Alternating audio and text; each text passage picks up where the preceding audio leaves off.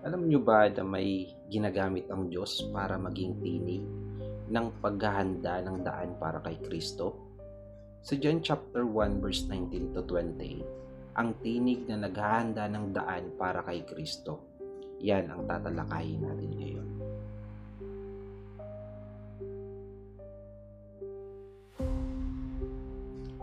Sa mundo ngayon, maraming gustong maging sikat, kilala, at nasa spotlight. Pero sa Biblia ipinapakita ni John the Baptist ang kabaliktaran. Isang lingkod na hindi itinataas ang sarili, kundi si Kristo lamang. Sa John chapter 1 verse 19 to 28, makikita natin kung paano niya pinapakilala ang Mesiyas at kung paano tayo dapat mamuhay bilang mga tagapagpakilala rin ni Kristo. Sa verse 19 to 21, makikita natin yung tanong ng mga leaders. Yung word na sino ka ba? Sabi, pinapunta ng mga pinuno ng mga Hudyo sa Jerusalem ang ilang mga pari at Levita upang tanungin si Juan kung sino ba talaga siya. Tinapat sila ni Juan, sabi niya, hindi ako ang Kristo. Nagtanong sila, kung ganoon, sino ka? Ikaw ba si Propeta Elias? Sumagot siya, hindi. Tinanong pa sila ni Juan, ikaw ba ang propeta na ipinangakong darating? Hindi rin, sagot ni Juan. So makikita natin dito na dumating ang mga pari at Levita mula sa Jerusalem. Bakit? Dahil sikat na ang ministeryo ni Juan, libu-libong tao ang nagpapabautismo. Kaya tinalong nila si Juan, ikaw ba si Kristo? Ikaw ba si Elijah? Ikaw ba ang propeta? Maunawaan natin dito na may tatlong inaabangan ang Israel. Ang Mesiyas, si Elijah na nabanggit sa Malakay chapter 4 verse 5 to 6 na ang sabi, makinig kayo bago dumating ang nakakakilabot na araw ng aking pagpaparusa. Isusugo ko sa inyo si Propeta Elias. Ibabalik niya ang magandang relasyon ng mga magulang at mga anak upang pagdating ko ay hindi ko na isusumpa ang inyong bayan. At pangatlo ay yung propeta na binabanggit sa Deuteronomy chapter 18 verse 15. Na ang sabi, magpapadala sa inyo ang Panginoon na inyong Diyos na isang propeta na mula sa inyo at kadugo ninyo tulad ko. At kailangang makinig kayo sa Kanya. Pero malinaw ang sagot ni Juan, hindi ako. Kaya makikita rin natin sa buhay ni Juan ang tunay na pagiging isang lingkod ng Diyos. Alam niya ang tunay niyang identity at hindi inaangkin ang hindi Kanya. Kaya sa atin bilang lingkod ng ating Panginoon, dapat kilalanin natin ang totoo nating identity. Tulad ng sinabi ni Juan, hindi natin trabaho ang maging Mesaya. Hindi tayo ang tagapagligtas ng tao. Hindi tayo ang sentro ng ministeryo. At lalo nang hindi rin tayo Diyos katulad ni Kristo. Ano lang tayo? Mga instrumento. Mga ipinadala para ituro si Kristo. Tanong, inuutang ba natin ang glory para sa Diyos? Sa ministry ba natin, tayo ba ang napapansin o si Jesus? Kaya sa verse 23, makikita natin ang totoong identity ni Juan. Makikita natin ang word na ako ang tinig. Sabi niya, ako ang tinig ng isang sumisigaw sa ilang. Tuwirin ninyo ang daraanan ng Panginoon. Hindi niya sinabi na ako ang liwanag. Hindi rin niya sinabi na ako ang Mesiyas. Hindi rin niya sinabi na ako ang sentro. Ang sinabi niya, tinig lang ako, isang instrumento. Ang mahalaga ay ang Diyos na nagsasalita, hindi ang taong ginagamit. Ang context ng pahayag na ito o ang salitang ito ay ang hula sa Isaiah chapter 40 verse 3. Ang sabi doon, isang mensahero o isang tinig ang maghahanda ng daan para dumating ang hari.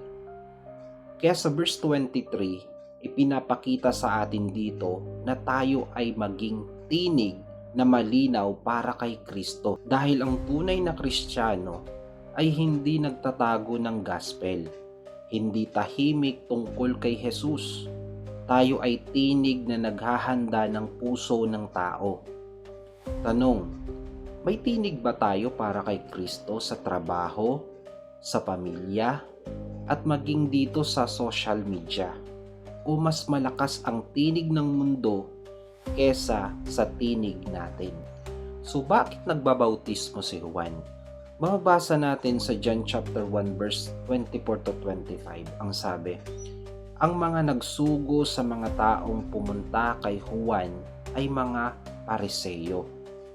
Tinanong nila ulit si Juan, bakit ka nagbabautismo kung hindi naman pala ikaw ang Kristo o si Elias o ang propeta? Mababasa natin dito na tinanong nila si Juan. Ang tanong nila, kung hindi ikaw ang Kristo, bakit ka nagbabautismo? So ang bautismo kasi ni Juan ay hindi tulad ng Christian baptism ngayon. Ito ay bautismo ng pagsisisi at paghahanda. Ito ay radikal dahil pati mga Hudyo ay dapat magpabautismo.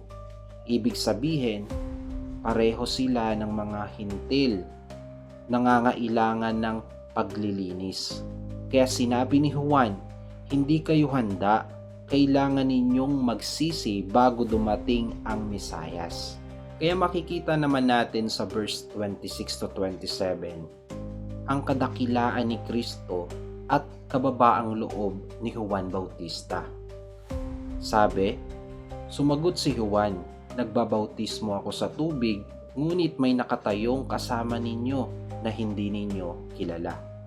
Siya ang sinasabi kong darating na kasunod ko, at hindi ako karapat-dapat kahit magkalag ng sintas ng kanyang sandalyas. Sa sinabi ni Juan na may isang nasa gitna ninyo na hindi ninyo kilala, hindi ako karapat-dapat kahit magkalag ng sintas ng kanyang sandalyas. Ang pagkakalag ng sintas ng sandalyas ay pinakamababang trabaho ng alipin. Sa kultura noon, ito ang pinakamababang antas ng paglilingkod. Pero sabi ni Juan, ni doon hindi ako karapat-dapat. Ipinapakita niya ang suktulang paggalang at pagsuko kay Kristo. Kaya bilang tagasunod ni Kristo, magkaroon tayo ng buong kababaang loob na itinataas si Kristo. Dahil kung malalim ang pagkilala natin kay Jesus, natural na resulta ang kababaang loob. Kaya makikita natin ang puso ni Juan. Hindi siya humiling ng titulo, hindi pinuri ang kanyang sarili, at hindi inangkin ang hindi sa kanya na kung anong meron kay Kristo. Siya'y yumuko para itaas si Kristo. Tanong, sa paglilingkod ba natin, sino ang naitataas? Nagiging competitor ba tayo ni Kristo sa spotlight? Sa verse 28 naman, mapapansin natin ang lugar ng Bethany sa kabila ng Jordan. Sabi, nangyari ito sa Betania, sa kabila ng ilog ng Jordan, kung saan nagbabautismo si Juan. Ito ay isang lugar na tahimik at isang ordinaryong lugar lamang. Hindi ito Jerusalem, hindi ito templo, pero dito nagsimula ang paghahanda para sa Mesiyas. So anong lesson ang makikita natin dito? Makikita natin dito na ang Diyos ang pumipili ng lugar at paraan na hindi inaasahan ng tao. Kaya huwag nating palampasin na si Kristo na ipakilala kahit saan, dahil kahit sa ordinaryong lugar, kahit saan pwedeng magpakita ng kadakilaan at habag ang Diyos. Kaya sa verse 26, kung mapapansin natin, sabi ni Juan, nasa gitna ninyo siya pero hindi ninyo nakikilala. Karamihan sa atin, marami tayong inaatinan na church. Maraming pinupuntahan na Christian services, maraming alam na relihiyon, pero hindi natin kilala si Jesus. Tanong, dumadalo ba tayo sa simbahan pero hindi natin siya kilala ng personal? Kinakausap lang ba natin siya tuwing linggo lang? Present ba tayo sa church pero absent sa relasyon sa Kanya? Ito ang pinaka-importante na dapat nating malaman, mga kapatid. Yun ay kilalanin natin si Kristo ng personal. So sa John chapter 1 verse 19 to 28, makikita natin na si Juan ay hindi ang liwanag kundi tinig lamang. Ang trabaho niya ay iturong lahat patungkol kay Kristo. Ang buhay niya ay puno ng kababaang loob. Ang mensahe niya ay naghahanda para sa Mesayas. Kaya ngayon, mga kapatid, tayo rin ay tinatawag ng Diyos na maging tinig na naghahanda ng daan para kay Kristo. Hindi tayo ang bida, hindi tayo ang Mesayas, hindi tayo ang ilaw, at hindi rin tayo Diyos katulad ni Kristo. Pero tulad ni Juan, pwede tayong maging tinig na magdadala at maglalapit sa mga tao kay Jesus. Yan ang tunay nating identity at pagkatawag. Ikaw, willing ka ba na maging instrumento ng Diyos para ipahayag si Kristo bilang Panginoon mo at tagapagligtas? Huwag ka nang magdalawang isip pa. Tinatawag ka ni Kristo upang maging tinig niya. Sa kanyang kadakila ang mga ginawa para sa lahat. So yun lang, mga kabok. Have a great day and God bless.